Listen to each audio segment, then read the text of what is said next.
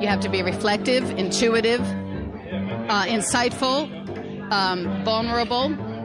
And when you are a therapist, similar to being a teacher or a bass player, you do not make music happen, you allow it to happen.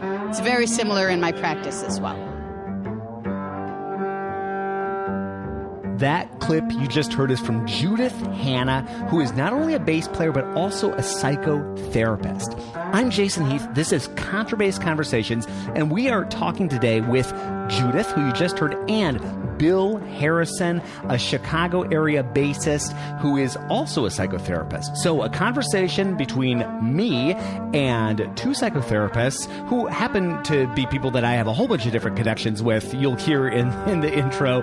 This is kind of how this thing works. We got together while I was in Chicago at an awesome beer bar down in the South Loop. So that's the noise that you're hearing in the background. It's us hanging out and answering questions that many of you posed. I put out on Facebook, as I often do when I have a little bit of a different conversation. Hey, I'm talking with two psychotherapists. What would you like to know? So we not only dig into some questions that I have and just some general topics, but we dig deep into a whole bunch of listener questions. If you ever want to follow along with these sort of things and chime in questions of your own or just interact with the bass community in general, we have a great Facebook group, and you can find it by going to contrabassconversations.com/community, or just go over to Facebook and search for us there. So that's what today's conversation is.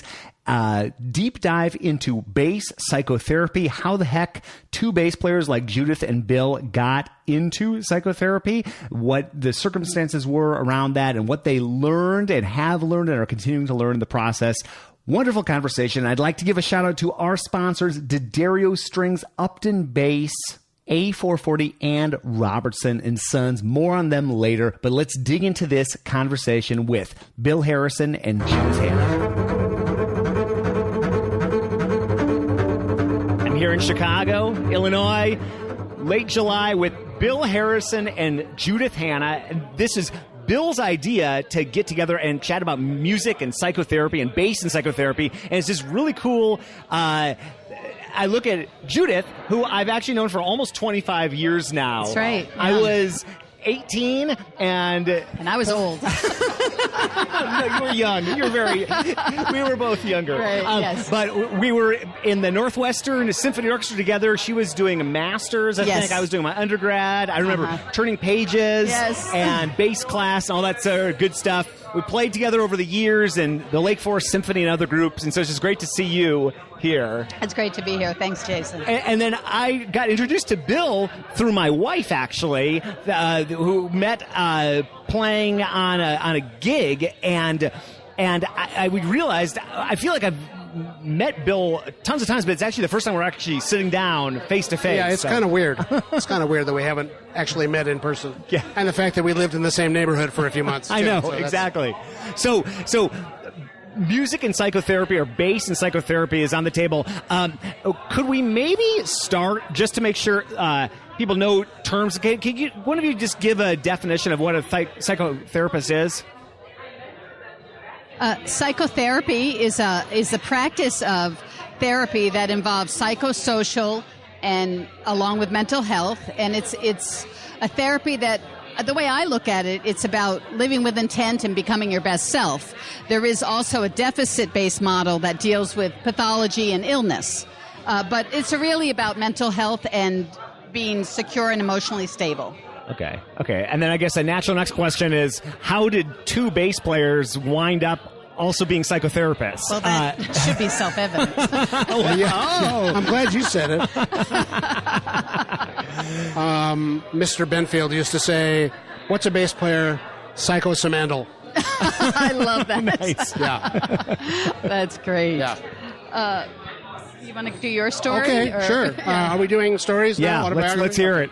Okay, so I grew up on the East Coast. I studied with a guy that nobody's probably heard of named Sam Bruno, whose claim to fame was that he was Frank Sinatra's bass player for a number of years. So this is in the 70s. And then when I moved to Chicago to go to Northwestern, long before you guys were there. One of the reasons I went there, I was a film major, and one of the reasons I went there was to study with Warren Benfield. And when I got there, they said, oh, no, only music majors get to study with Warren Benfield. So a few years later, I was at DePaul as a music major, and I did get to study with him.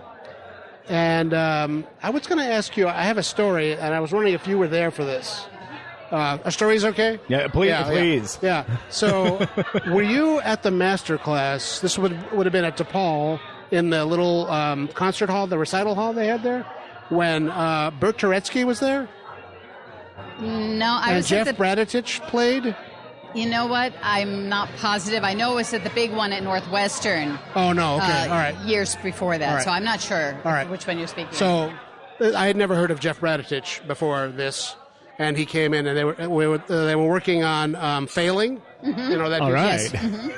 And Bert Turetsky was there, ostensibly as the teacher, and of course, by this time, he was a little older and wasn't quite the virtuoso. Maybe he was at one time. And I just remember his mouth was agape when he heard Jeff play. And he was like, well, I don't really know what I can tell you about. It was just one of those moments. Right. Like, nice job, kid. So also the idea that Jeff was studying with Warren at the time was interesting, too. So that was sort of close to the end of Mr. Banfield's career also. Mm-hmm. Anyway, okay, so what did I do? I was primarily a jazz player for a lot of these years, and also had a pretty busy private teaching studio. Had maybe, 15, 20 students at different times. Also, in the last 15 years, I played a lot of Broadway shows that were traveling through Chicago. So I actually made sort of a living doing that. And right when I met you, Jason, was when I started this Play Jazz Now business, mm-hmm. which was sort of a means of creating content for my own students. Because what I did was I made essentially music minus one tracks for not just bass players, but for other rhythm section people and also horn players and singers. So over a number of years, I just made a lot of tracks, and you were kind enough to help me out with my marketing of that. You helped me out. It was I remember all those tracks and using them with some of my own students. Oh, good, and good. And yeah, great stuff. Good, thank you. So that's still going, but right now I shouldn't probably say this, but there's all kinds of free tracks you can get, at YouTube. So don't say it's not that. much of a business anymore. don't tell anybody I said that. So the psychotherapy. So I was always interested in psychology. When I was at Northwestern, after I stopped being a film major, I majored in communication studies and psychology for a brief time. And then many, many, many years later, around 2007, when the economics of our country went down the tubes, my work started falling off quite a bit. My freelance work and other things were happening in my personal life that made me start to think, okay, what's next? Yep. What am I going to do that's not just this? And one of the things I thought about was going back to school and getting a degree, some kind of degree in some mental health field. I didn't really know much about it until I met the woman who's now my wife. And she was the person who really helped me narrow my focus. And she's a social worker and has been in private practice for like 35 years. And so meeting her made it possible for me to even think about doing something else. And we can talk about the crossover between playing bass and being a psychotherapist. I think that might be interesting. But but at this point, I did go to school. I finished my master's in just over 2 years. I just really wanted to do it fast, and wound up being in school with all these 20 and 30-somethings. And, I was in my 50s, so that was interesting. And I hadn't been in school since, I don't even know, 1981, right, something like that. So I'll just end by saying it's the best work I've ever done. It's just, I love it, and I always enjoyed teaching. I enjoyed playing, but this is a whole different thing. How did you end up getting this in your life? There are many things that brought me to this work. And one of them was my bass playing in my music. I'm also a pianist and a bass player. And I got to a level of playing where I felt like I was doing okay. I did some session work I loved. I worked with some smaller groups. I got to sub with Chicago Symphony. I did that Principles of Civic Orchestra. And I felt like I really was very fortunate and had a lot of cool chances. But this was always gnawing at me. And the other area of music that I pretty much probably am known for is as a teacher. I taught at Illinois Wesleyan University for 17 years, Merritt School of Music for 15. I didn't know that. I love teaching, and I don't know if I should say this on a bass podcast, but I really did care more about my students' well-being than whether they achieved the highest level of music. Sure. And of course, in some ways, achieving a certain level of music did allow them to develop emotionally and personally. So they do go hand in hand. Is that a dirty little secret? Because I think many teachers have that same... Yes, right. There is something to that. That resonates strongly with me, too. Yeah, I really cared about how my students did. I remember I had a student who has since graduated from Eastman School of Music, and I think he's doing some work out with the Rochester Phil right now. And he was studying with me, and there was this battle of, I can't do this, I don't want to do this, I'm not doing this. I remember hand-delivering... took his application and mailed it for him and said, you've got to go for this. And he got a full ride to Eastman School of Music. So, and that was just so satisfying because I knew it was in him and he wanted to do it, So, so from the many years of teaching, teaching is very intimate. One-on-one is very intimate. So when you're playing, when you're working one-on-one with someone, I was having people coming in and tell me like their deepest, darkest, I'm pregnant, they'd come in high, they'd tell me their woes, and I thought, you know what, I'm not qualified for this. I need to be trained if I'm going to do this kind of work. I thought you weren't getting paid enough for that. And I wasn't, right. That's cute. So I went back to school. I got my master's in social work from Loyola Social Work School. Worked in community mental health and later went on to do... now I'm currently in private practice in Oak Park. But the connection between music and therapy, I think, is very important because the creative outlet, the vulnerability that it takes to spend hours in a room by yourself woodshedding, tearing things apart. You have to be that balance of extremely analytical, intuitive. Of course, for the bass, you have to be physical as well. And and reflective. And all of those are things that come into my practice. And then as a teacher, I was also very strengths-based. I was very good at being able to see what a student did well and utilize that and transfer it over to their areas of deficit, and how do you balance that and bring this up to match. So it really, to me, it's like a perfect segue. It feels like I'm sort of doing a little bit of the same work. You have to be reflective, intuitive, insightful, vulnerable. And when you are a therapist, similar to being a teacher or a bass player, you do not make music happen, you allow it to happen. It's very similar in my practice as well. For either of you, neither of you are teaching private bass anymore. I do some coaching as people come through town. I'm still on the faculty of Concordia University. Okay. But I stopped doing that about 6 months ago. Okay. Both of you have taught bass. Right. Judith, you do a little bit now and then. But if we think about just the experience of playing the bass, I'd just be curious, has becoming a psychotherapist, has that changed your relationship to the bass or to music making in any way? You've got the better answer for this than I do, I think. For me, there is something that happens to me when it was my living. It felt like it was external. My playing was external. I was, as a freelance musician, every gig you're on is an audition to the next gig. So my antennas were always out. How am I doing? Will they like me? Am I good enough? And since I have music secondary in my life, I'm able to be much more grounded and centered in myself, and I hear differently now, and it's much more fluid for me than it ever was. More organic and more fluid for me because I didn't have that pressure. Now, for some people, if they don't have the pressure of having to do it for a living, they aren't directed, and they might not get anything done. So I think it's about knowing yourself and your temperament and what works for you.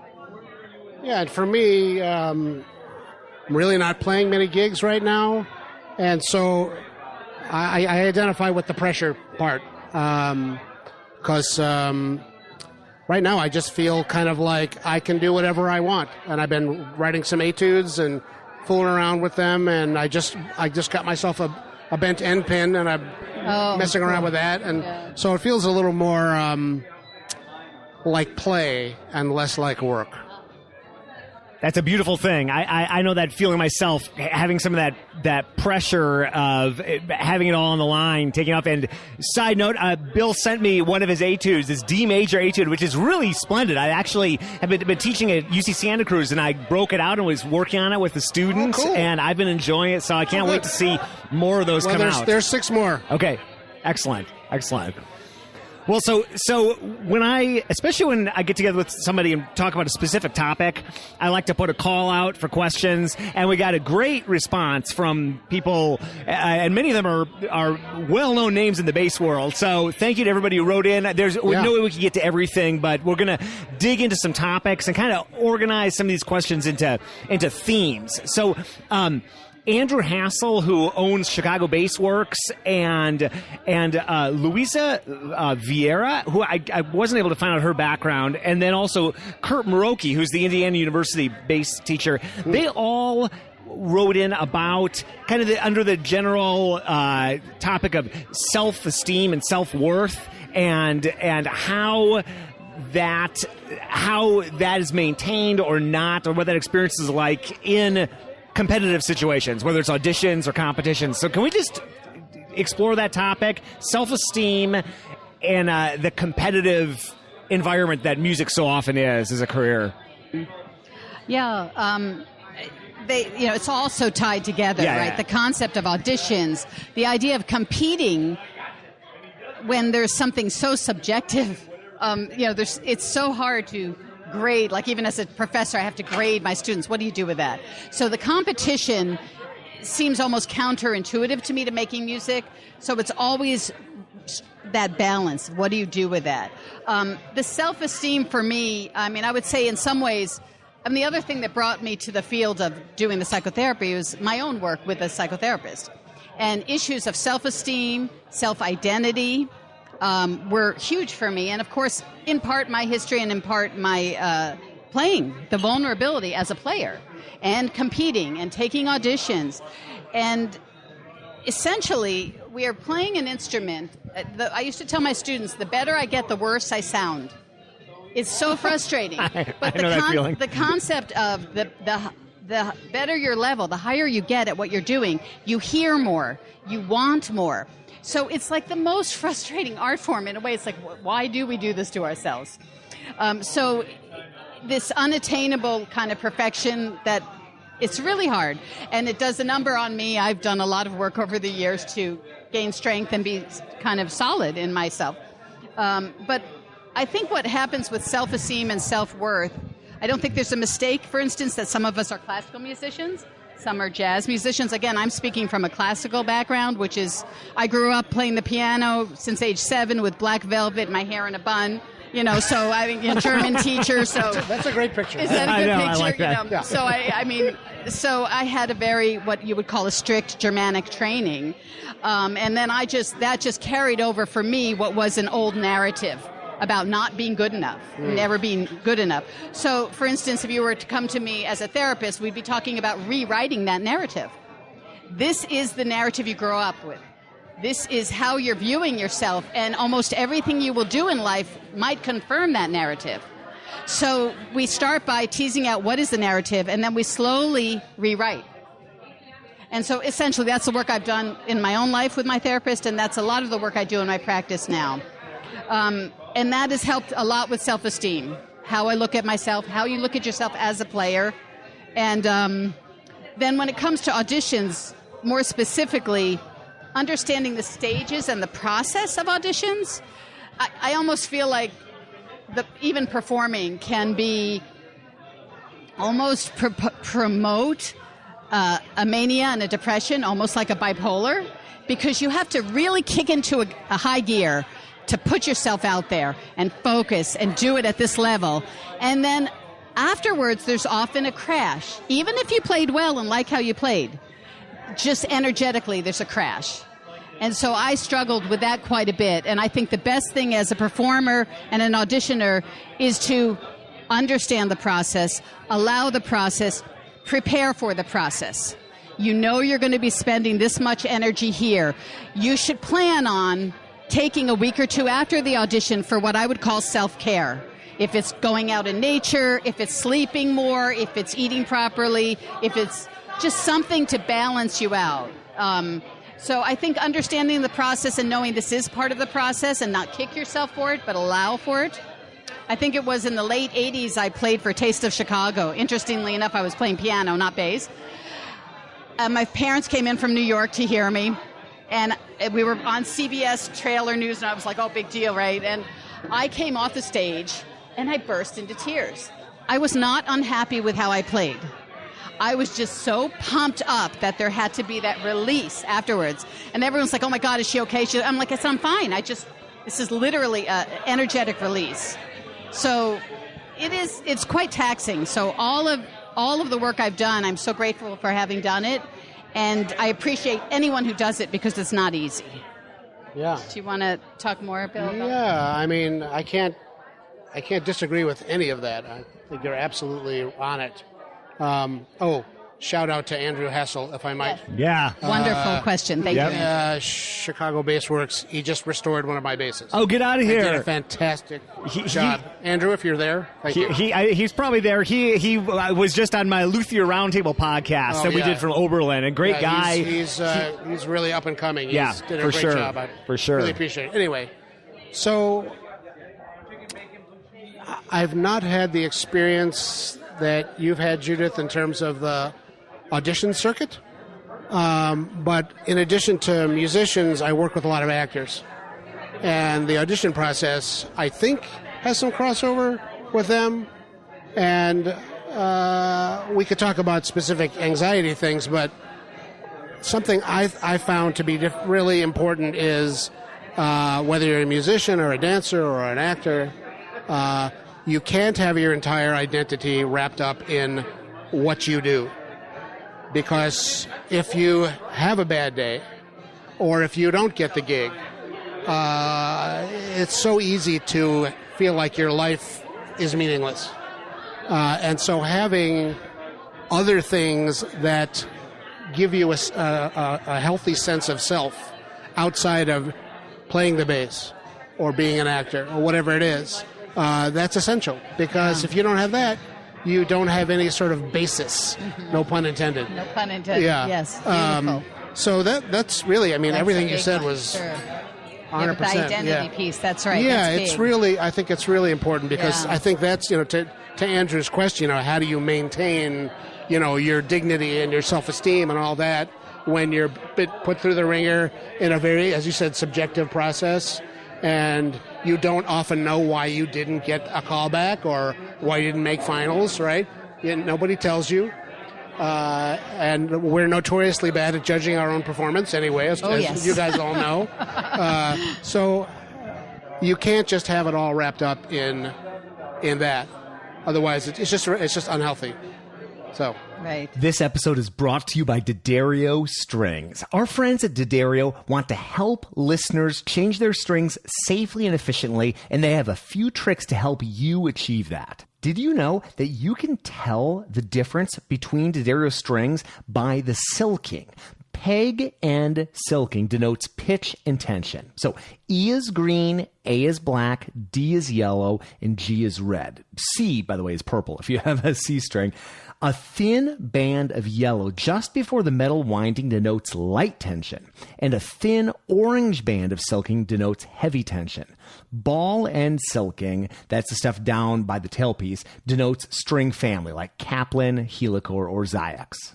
Learn more at orchestral.d'addario.com. And thank you so much for sponsoring the podcast. Kolstein Music has been supplying the bass world and the music world in general at this point with great services and products for over 60 years. It was started by Samuel Kolstein and has been run by Barry Kolstein, who I've had on the podcast.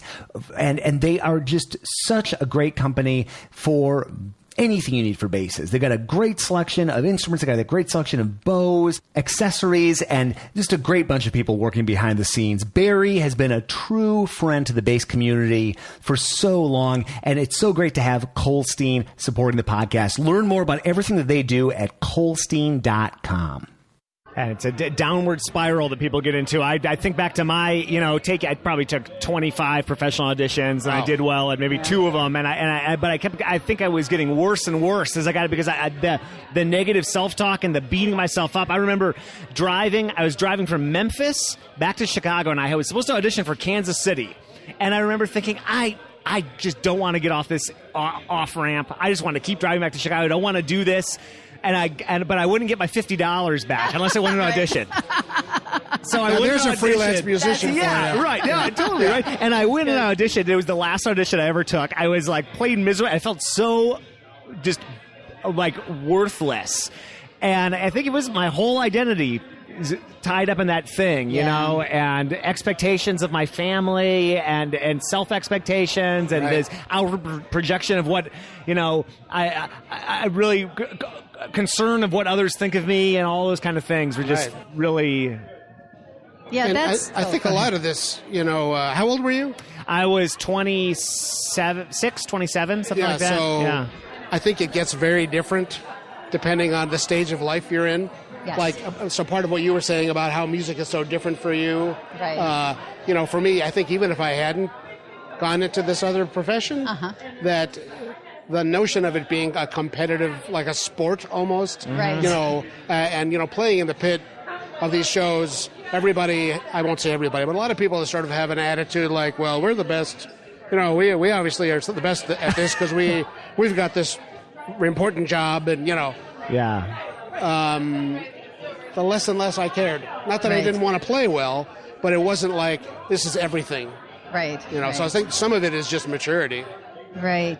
And where you are. Yeah. Also, Andrew also made a very good point about talking about this sort of need to please others. Yeah. And that's kind of what shifted for me. Some of that shifts with age, and of course I've done a lot of my own therapy work. But it really shifted for me moving out of the profession. I hate to say that, because I love the work I did. But for me, the pressure came off. And I speak often to a very old book called The Inner Game of Music, Barry Green. Yeah, yep.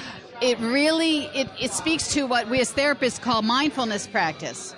And it is the same concept of being present in your body and to pull out of your head. You can't just have those tapes of, are they going to like me? Am I good enough? Or this was wrong, that was wrong, and you stay up in your head. So to move into your body, essentially the inner game of music speaks to that concept of being in your body. So rather than saying, relax, you say, focus on your elbow as you play this time. It pulls you out of your head, back into your body so you can be present. And that's usually where your answers will be, whether it be the music, how the music sounds, or even discovering something about yourself that will help you in the long run. So I'm reminded of a Yo-Yo Ma story. Now I know he's not a bass player, but we like him anyway. Yeah, we like him anyway. He's a good guy. But so my kids were all taking Suzuki cello lessons. This is many years ago, and their teacher actually knew Yo-Yo Ma a little bit. So we went to a rehearsal out at Ravinia, and on the intermission during the rehearsal, he actually came up the hill and chatted with this group of 10 kids, and he was asking the kids all about what he would make a great therapist. Right. He was asking the kids all about like what they like to do, and so one of the kids, well, what do you like to do? And he goes, well, I like to eat pizza with my kids. And then the question was, well, how do you practice? Do you like to practice? That was a question to him, and he goes, honestly, I don't really like to practice. He said, but I sit down with the cello and I just start bowing, and as soon as I feel that vibration against my body, in my body, it gets me all fired up again. So that's like that's like his way in, kind of what you were saying. Yeah, very, very body just focused. Get in the body. Yeah, I thought that was fascinating. Yeah, that somebody at that level would, need a way to kind of get into it. Right. When he's got all this incredible music that he plays. So yeah, it's funny. Like Kurt Muroki, who is one of the people we just mentioned that wrote in. I interviewed him a few years ago, and we were talking about warm-ups and starting off with the bass. And he says, well, you know what I think about every day when I pick up the bass and I start playing those first notes? I just try to approach them with love and joy. And I thought it was such a great way, rather than my list of all the things that I need to work on. Something. For any type of music, but I'd say classical training in particular is so often associated with this list of things wrong that you're going to fix, and traditional teaching in musical instruction is the laundry list of everything that's wrong, and so I mean that's a tough place for people to be in, and that's a place that. Hopefully it's changing in some places, but it's probably still the same. For young people out there listening, let's say it's someone in college and that's sort of the environment they're in. Do you have any advice? I mean, they will get older, they will enter another phase of life, but when they're in it right now, how do you, and again, talking about different areas of life, how does someone in their early 20s, maybe even late teens, how do they work through that and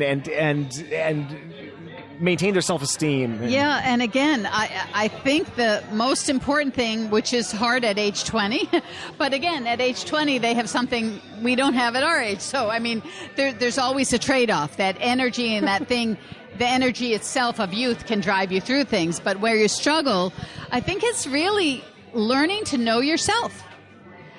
What works for me? What doesn't work for me? Like I worked with students over the years who some need, they need to have their list and hit their 4 hardest things first. And then at the end of a practice, they'll play something fun that they know they can play well, just so psychologically they're regrounded. Other people will do exactly the opposite. So I think it's really about knowing yourself and identifying for yourself what works for you and then moving in that direction. Yeah, and of course, you alluded to this, when you're 20 or 22 or 18, knowing yourself is a real challenge. So I think, youthful enthusiasm goes a long way. Yes. But I was invincible when I was 20. Yeah, right. No one else knew it, but I thought it. Yeah, of course.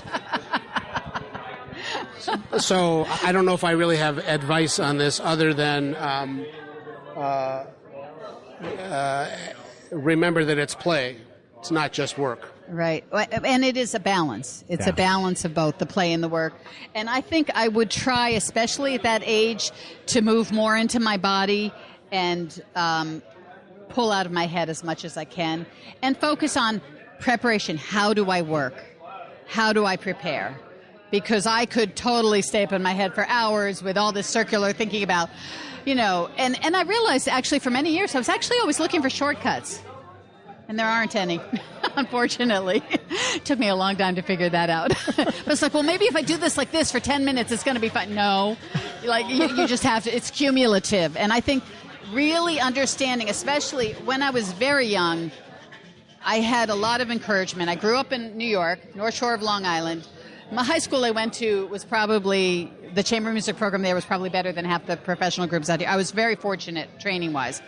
But at a very young age, I had a lot of people telling me, wow, you're so talented. Oh, my gosh, you picked that up so quickly. And that works on the front end. But once you have to start working, then you don't know quite how to do that. So you have to really work at it. So, right, there's a danger in that, like that whole prodigy. Yes, well, I certainly wasn't a prodigy. Right, but I was encouraged and looked up to. So it was really. But people telling you that you're talented, yes, and it was like, you're so special, I could skate and all by, that. and then all of a sudden it started getting hard, and I went, oh, yeah. Anyway, yeah. Oh, careful, careful, PG, I PG. said, Jason, I have to ask you a question. Yep. So, when we were talking about that just now, you had a look on your face like, oh yeah, I know what you're talking about. Oh sure, yeah. Absolutely. Well, mindfulness is an interesting. That's something that I've been. I've been a notoriously bad meditator. I don't know if there is such a, but I've been getting better. I've been even using my Apple Watch, little baby steps, and just going and being out in nature and stuff. And I think it's interesting. I kind of go back to what we were talking about before. I also kind of think of myself as having left bass performing as a career. Now I still play plenty of bass, but I mean, really, and as soon as I made that choice to just be like, I am not going to try to do this full time anymore, my enjoyment went up so much, and externally, all these opportunities came in the next few years after I kind of publicly renounced that I was giving this up. So I actually ended up, if you look at the resume of Jason Heath, a couple years after declaring I was not going to play bass anymore, it looked like a way more impressive person. Yes. And I think I'm a better player too, because I think some of those roadblocks that I'd set up when I just stopped caring so much about what others think about what things started to move forward. So what's interesting when you speak about that, I had was it last year or 2 years ago? I actually auditioned for the Mostly Mozart bass position. Andrew Tremblay got it. Fabulous player. That was last year. That was just last year. I happen to know. Yes. I remember. And I was very I'm going through this. I'm not taking one coaching. I was so good. I mean, I love my coaches. I worked with Mike Hovnanian, Jeff Bradicich, Warren Benfield, Joseph Guastafesi. I mean, you name it, I worked with them. I had coachings with Vandermark, with Verbath. I mean, I took everything in. But again, I was always trying to do it as I would think this teacher wanted it or that teacher wanted it. This time I played how I wanted it. And it's probably the best audition I ever did. I didn't take any coaching for it. And I please, young people, coachings are important. Please don't take what I said first, to heart. But after many years of always trying to please who I was playing for, I listened to what I knew I wanted to hear and what I knew I needed to hear, and my plane opened up. Wow. And of course I didn't get the gig, but that wasn't the issue. Yeah. You didn't really care. Yeah, no, so I didn't. Much. You just wanted the experience of... because nothing was riding on it, I could totally commit in a different way. So. I don't know if this is so much true in orchestral playing. I'm sure that it is, but I'm not going to speak from experience. But certainly in jazz playing, there's this mental thing that's so important that you can just get so much in your own way.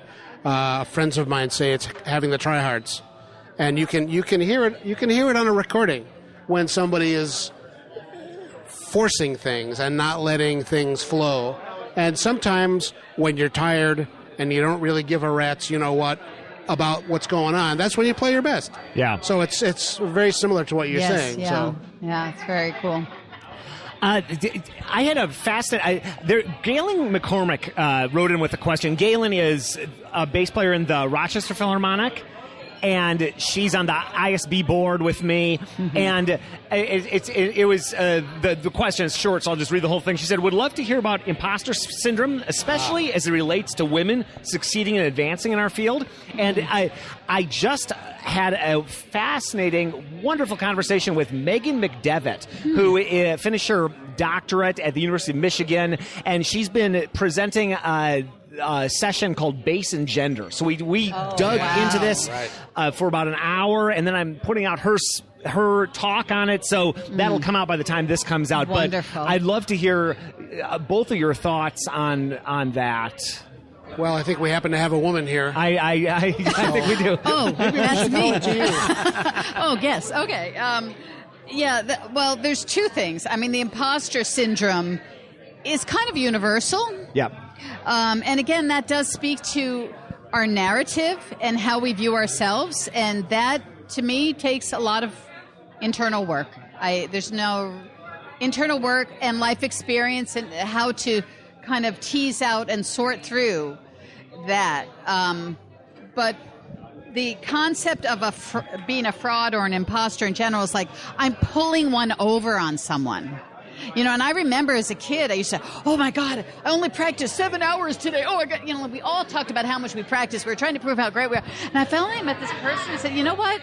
I do 2 hours a day and that's all I need. And like, what's your problem? And that confidence that he exuded was like, oh, okay, wow.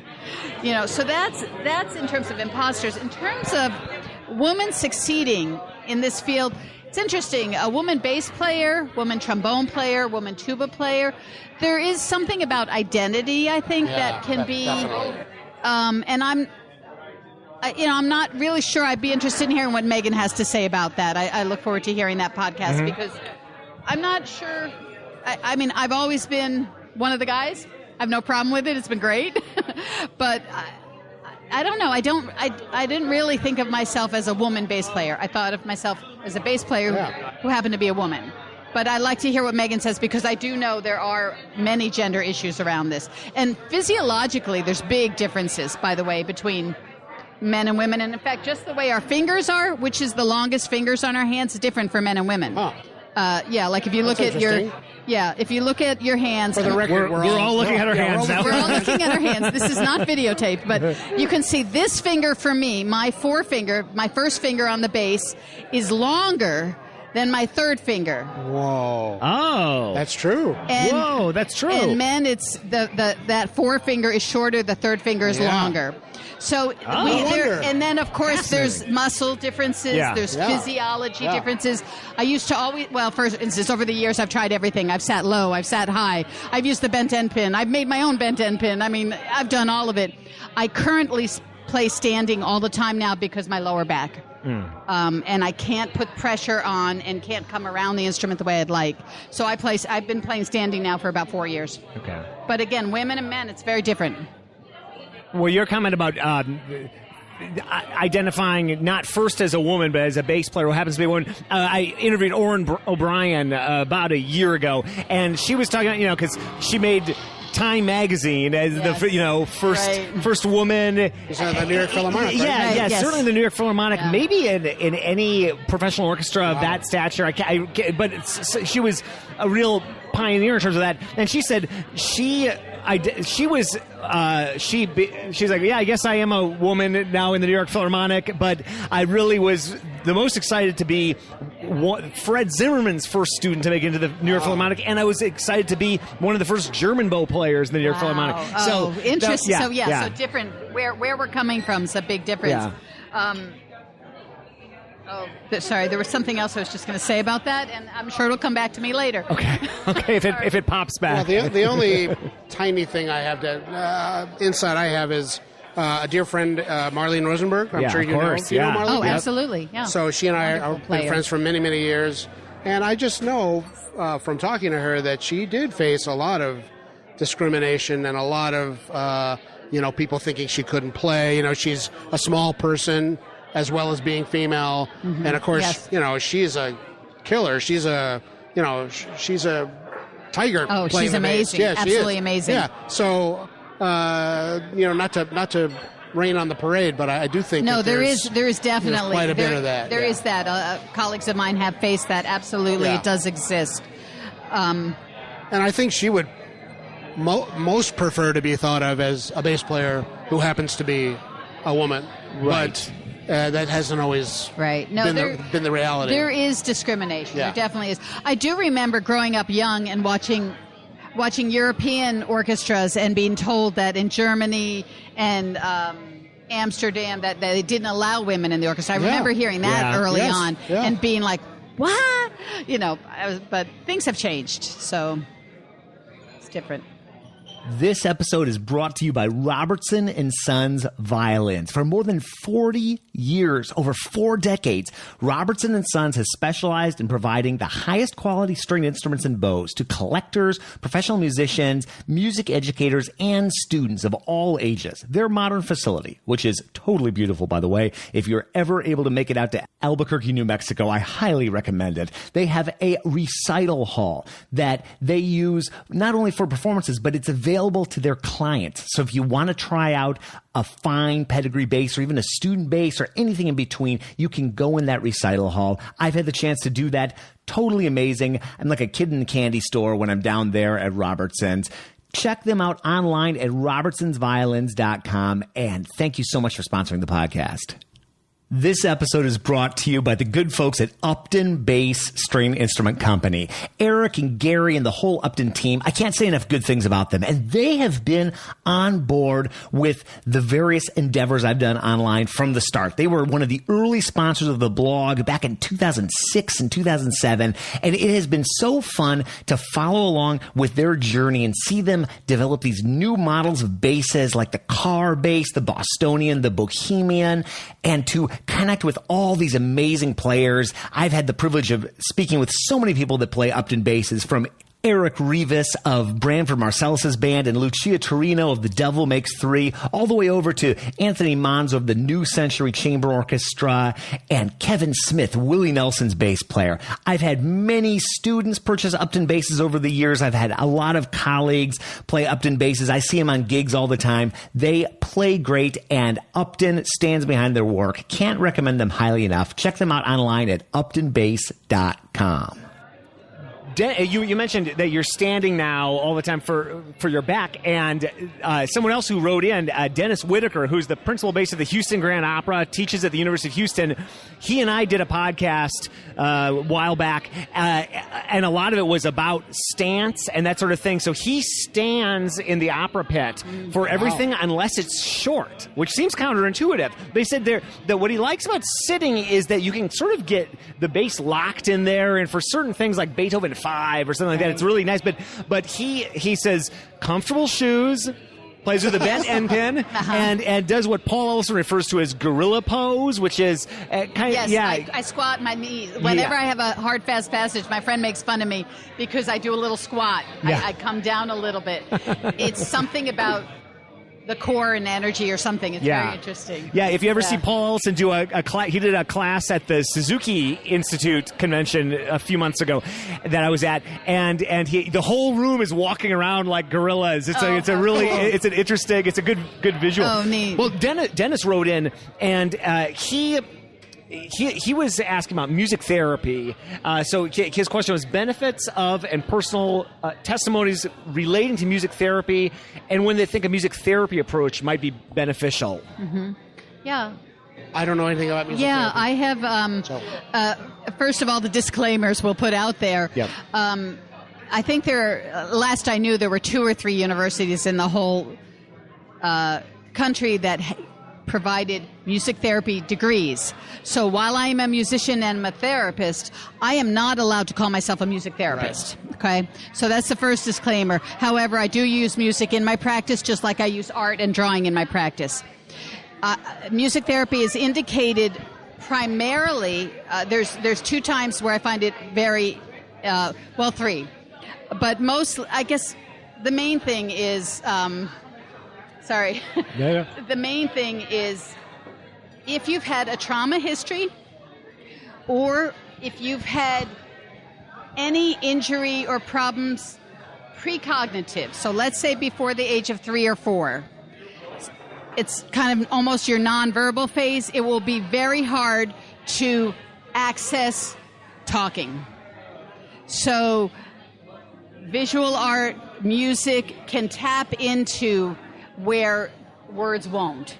And so again, if it's early childhood trauma before, like precognitive or preverbal, it's imprinted on the person, so they are having the experiences over and over again, but they can't really, we can't go back and say, oh yes, this happened to you, and yes, it was a warm, sunny day, and that's why you feel this way. We can't do that with words. And then also people who have dissociative traits, who are really disconnected from their own feelings, a way to help tap in is through music. So those are the 2 areas in specific. And then, of course, with children, it's wonderful. Just working with children in general with music is fabulous. Because, again, it's another way to express something before children have the language for it. So there's a bass player named Lloyd Goldstein who's not a music therapist, but he's a certified music practitioner, which I'm assuming he has a different certification process, but his job is playing in the Moffitt Cancer Center in Tampa, Florida. Yes. And he plays solo bass. Yes. And it's I've never seen a dry eye in the house when Lloyd talks about what he does. I mean, it's a completely heartwarming. He's been on the podcast. He's a true friend. I'm going to be seeing him in a couple of weeks in Italy, and it's just so cool to see him do his thing. He's written probably 30, at least, either done arrangements or original tunes that he plays, and he sort of intuits where the person's at and sort of guides them. Beautiful. And he was cool. he was for 20 years. He was in the. I'm pretty sure it was the Florida Orchestra. Sorry, Lloyd, if I'm getting that wrong. But then he moved into this, and he's happy as a clam. It is a beautiful. I've seen it done. I worked with hospice for a short time, and they had a music therapist on the team. And basically, it was a guitarist that walked into the room, kind of like you say, got the feel of where the patient was at and would play. And it opened up where people were really struggling so much. It would allow them to open up. It's just beautiful. There's a documentary about this called Happy Inside, and what they did was they gave at this time iPods, I think, to people who were in nursing homes who were unresponsive, and they talked to the family to find out what kind of music that person, the elder, liked, and they put that music on the iPod, put headphones on them. And 9 times out of 10, you can see it in the movie. Wow. They just come alive. Yes, it's amazing. Is beautiful. Yeah. Alive Inside. That's what it's Alive called. Inside. Yeah. Okay. I'll check it out. Wow. Yeah. Alive Inside. Yeah, sounds So that's music therapy, right? Yes, that is totally music therapy. Yes. Well, speaking of Florida Orchestra, actually, Alan Glick, who plays in the Florida Orchestra, wrote in with a question, too. And we were just chatting about this before we hit record.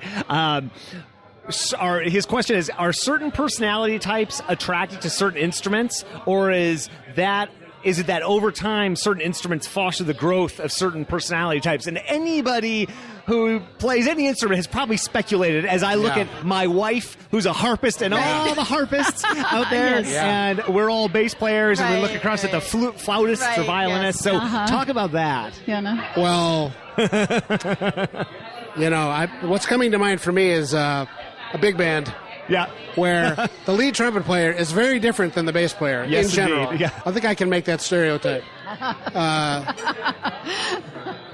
You were saying this earlier, Judith. I don't think that. I think there is this sense that bass players are the shy and retiring types, or we like to be in the background, or whatever, on and on. Mm-hmm. I don't know. I think about any number of bass players. Gary Carr comes to mind, and Jeff Braditich, any number of great soloists. Right. They're not introverts, right, by any stretch. Yeah. So now maybe musicians who really thought that they wanted to be in the orchestra. Like they were primed for that. They never wanted to have solo careers. Right. Or jazz bass players who always wanted to just play in a trio and backup singers or something. Right. Yeah. So something more specific where you might say a personality type would self-select into it, but otherwise, right. I don't know. Well, I remember why I started the bass at age 10 was. Well, first of all, I played piano since I was 7 and thought, great, she could read music, give her this. But my sisters played violin, and I thought this was my way to be different. And I was needed, and boy, was that important. Talk about, my own stuff I had to work through, right? There you go. I felt needed. I felt wanted. Yeah. I was the only one in the orchestra, and I supported it from the bottom up. And so that was kind of one of the reasons I had originally gone for it. The concept of standing in front of a group with a trumpet or a violin, that's just temperament-wise was not me. Yeah. So there is a little something to temperament. I also think it is possible there's something to do with vibrational pull that impacts and affects us. High pitches versus low pitches, and the vibrations that happen in terms of... if I can, I think of it sort of metaphysically, what vibrations can do in terms of bring you to, I don't know if other bass players will say this or can say this, or you'll think I'm crazy, but the concept of when you're performing and something clicks right, it's almost out of body. You're like almost out watching and listening, and it's the most amazing feeling. Right. But there's also something different between lower vibrations and higher vibrations in terms of mental states, alpha states, REM states. Yeah. So it could over time eventually shape some personalities too. So that would be choice B then. I think there's something. I do think there's something to that. Yeah. I don't know about the vibration so much. You know a lot more about that than I do. But certainly over time, I think we do sort of grow into. I'm thinking of people who start to look like their dogs. Yeah, right. Yeah, what's up with that? Beautiful. Yeah, I mean, there's got to be something to that, right? Yeah, totally. I don't know. You know. I think certainly Judith knows Doug Johnson, another bass player here in Chicago. He's and Doug and I have talked. I have a low B extension. Doug has a 5-string on the B. C. Yeah, and so Doug was telling me, I don't know the specifics of this, but there's some sort of frequency of the earth that is close to a B, and he just gets such a kick out of that. And you are on it. Okay. There is. I'm a little strange, so okay, bear with me. But I do believe in metaphysics. I've done some work at the Monroe Institute, which talks about binaural beats and moving into different levels of consciousness. But it isn't really hocus pocus. It is. The Earth has energy, the Earth has magnetic energy, electromagnetic energy, and vibration. And I do think there is something to when things align a certain way, it's very cool. You can go a lot of different places.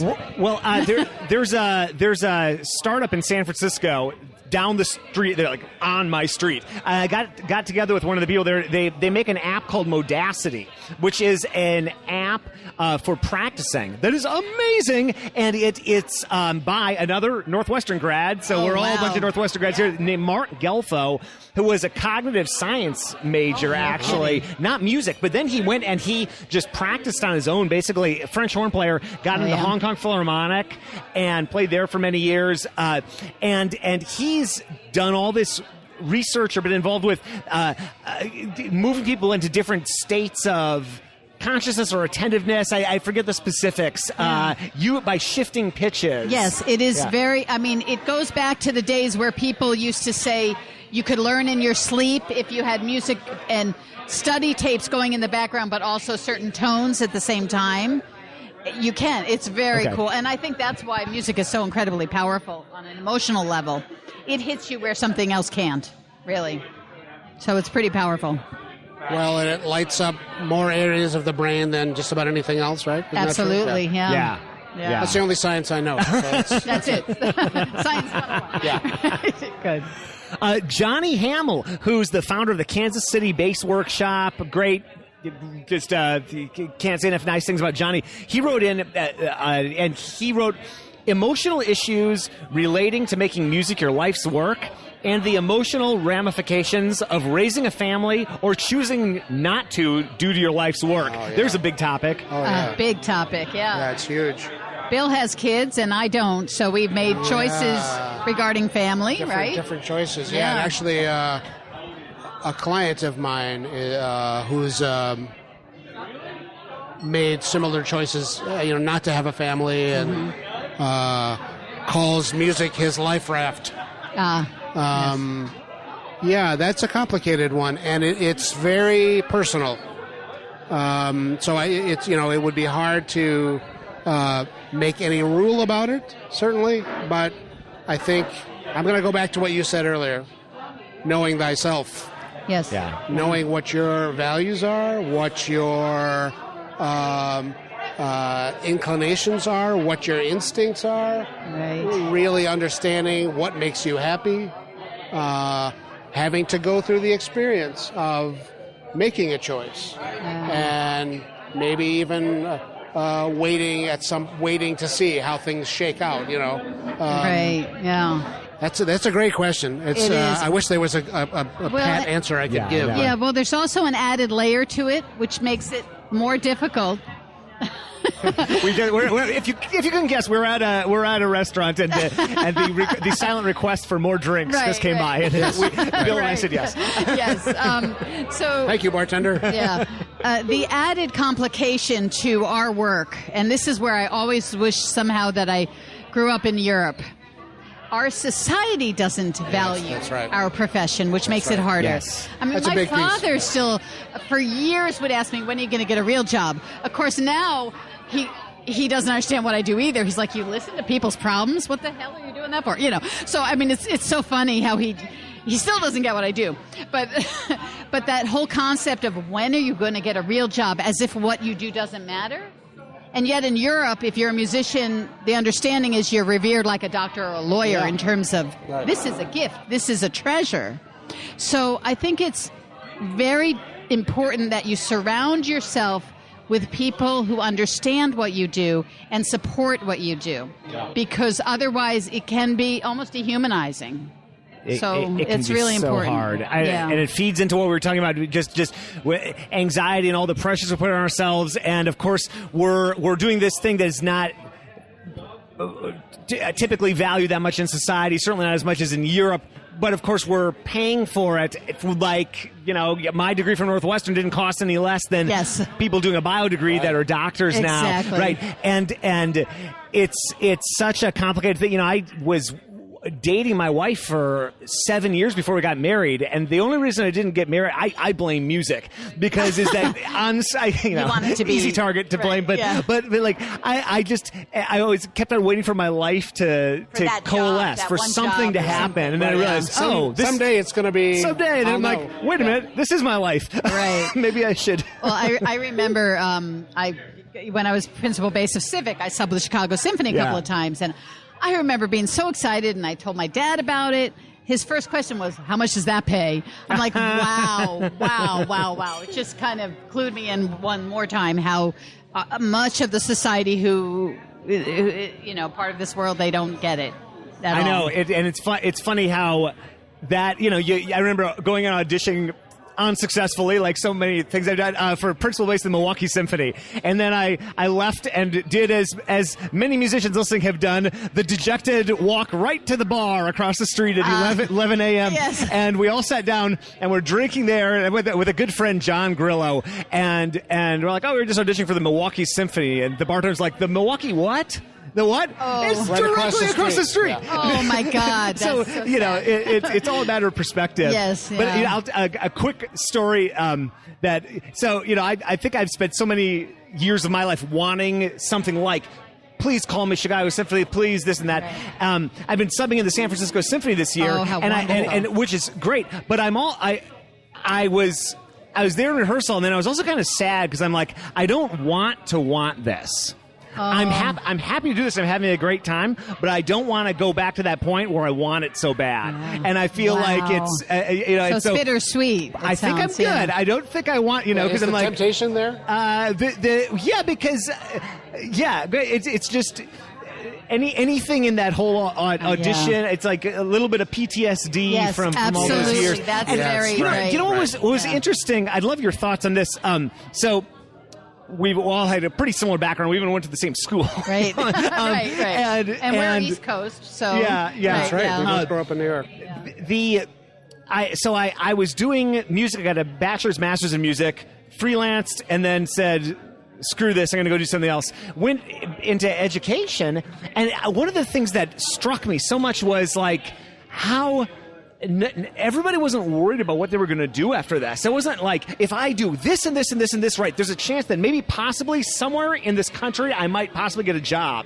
Education, they're like, what are you talking about? Of course you're going to have a job. Everybody's going to have a job. What kind of job do you want? What do you want? And to move into from one that was like such a scarcity versus abundance mindset. Yes, yeah. I just felt this weight being lifted from my life, right? And it's never really come back. So that for me, just that tells you something. Yes, right? yes, absolutely. You're reminding me of another aspect of this subversive life of being an artist.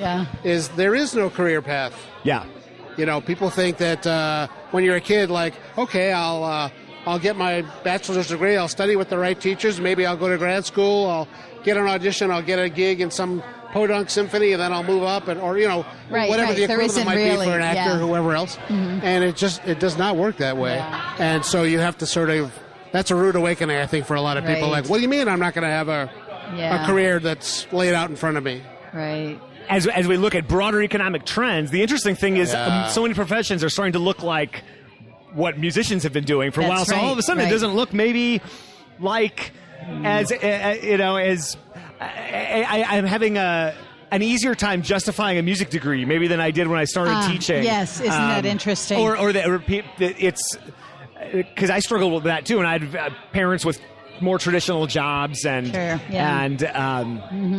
what? So this is super fun. This is great. I like to ask, what would you ask your younger self, like your 18? Like, what would you tell, or what would you not ask? I should know what I ask. Right. What would you tell your younger self if you go back to like 18, 22 or something like that? But before I do that, are there any? Have we not? We've got great questions. We've dug into some things. Is there anything you want to dig into, or anything that we haven't hit that you think we've would? been perfect. Yeah, Okay. we've been perfect. I think we've been more than perfect. Yeah. Whatever that is.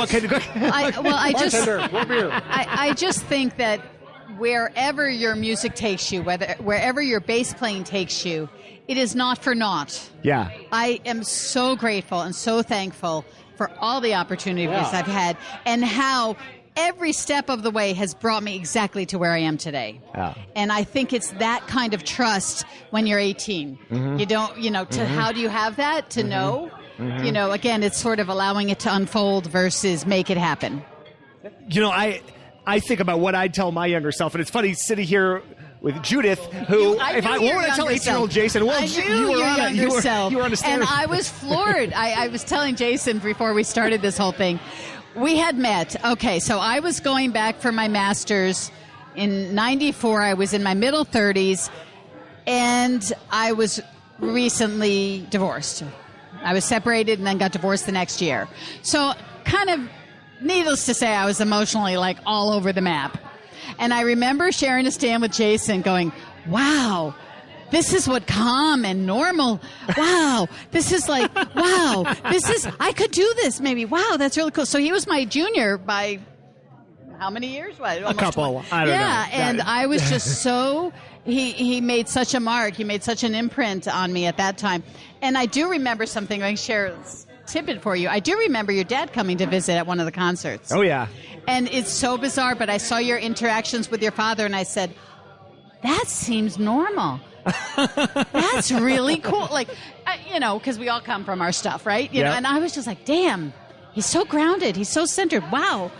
So I remember him at 18, and he did pretty good for himself. Oh, that's hilarious. Yeah, that was definitely Jay Heath, my dad, very grounded and centered. It was very cool. Yeah. Wow. Small world. Yes, really interesting. Sitting here, I used to live a block and a half, 2 blocks southwest of this place we're hanging out at. So, and meeting Bill for the first time. Yeah. So what would you tell young 18, 20-year-old? You pick the age. I was thinking about it as you were talking. 2 things. One, would you relax a little bit, please? Right.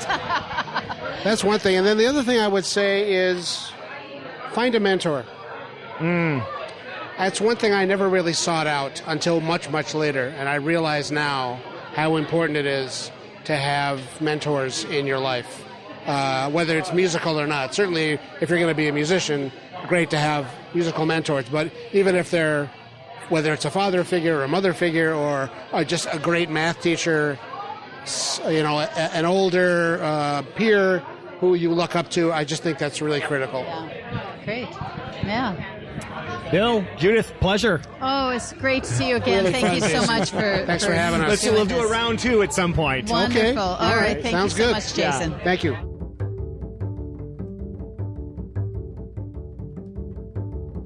Bill, Judith, thank you so much for chatting. Folks, if you wrote in questions, thank you so much for writing those in. We've got links in the show notes to both Bill and Judith's sites so you can learn more about them and what they're up to. And this is an example of what I love about this podcast, bringing together all sorts of different voices, Bill's, Judith's, mine, obviously, and then all of you who wrote in. I just think it's so cool when we do projects like this or our Luthier episode or many more projects in the future that we've got coming up.